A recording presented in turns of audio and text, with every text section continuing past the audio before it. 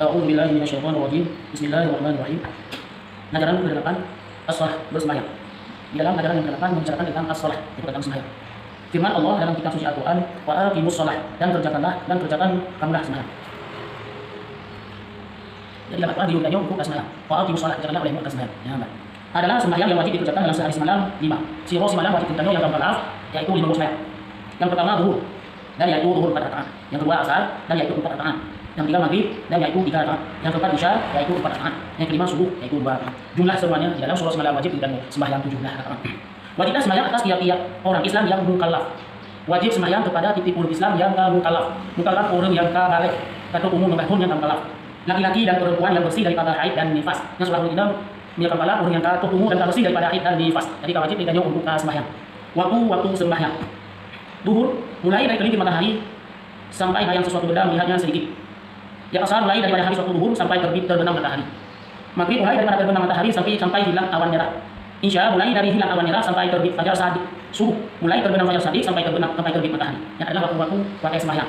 Kemudian syarat sembahyang. Pekerjaan yang mesti dikerjakan sebelum sembahyang. Ini syarat sebelum kayu sembahyang. Ya, pekerjaan yang mesti dikerjakan sebelum sembahyang. Yang pertama bersuci dari hadas. Yang kedua berpakaian bersih daripada najis. Yang ketiga menutup aurat. Kalau laki-laki antara pusat dan lutut, dan kalau perempuan semua badan, mulai muka dan tapak tangannya. Keempat yang bersih. 5 mengetahui akan masuk waktu sembahyang, dan yang keenam menghadap ke kiblat. Adalah syarat harus diperhatikan sebelum dikerjakan waktu sembahyang. Kemudian hukum sembahyang. Arti juga pekerjaan yang mesti dikerjakan waktu sembahyang. Arti hukum sembahyang, pekerjaan yang mesti dikerjakan waktu dalam waktu sembahyang. Berperhatikan dengan hukum. 1. Berdiri betul atas orang yang sanggup dan sehat. Yang kedua berniat dalam hati mengerjakan sembahyang fardu zuhur utamanya.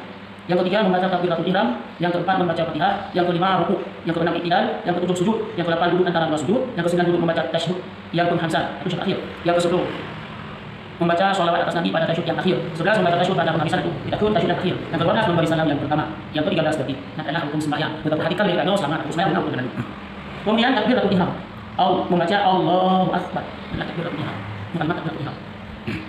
Yang kedua Fatihah. Ialah mulai bismillahirrahmanirrahim sampai waladhdallin. Tasyahud penghabisan, tasyahud yang akhir, lafaznya at-tahiyyatul mubarakatus shalawatut thayyibatu lillah. Assalamu alayka ayyuhan nabiyyu wa rahmatullahi wa barakatuh. Assalamu alayna wa ala ibadillahi shalihin. Asyhadu an la ilaha illallah wa asyhadu anna Muhammadar Rasulullah. Allahumma shalli ala sayyidina Muhammad wa ala ali sayyidina Muhammad.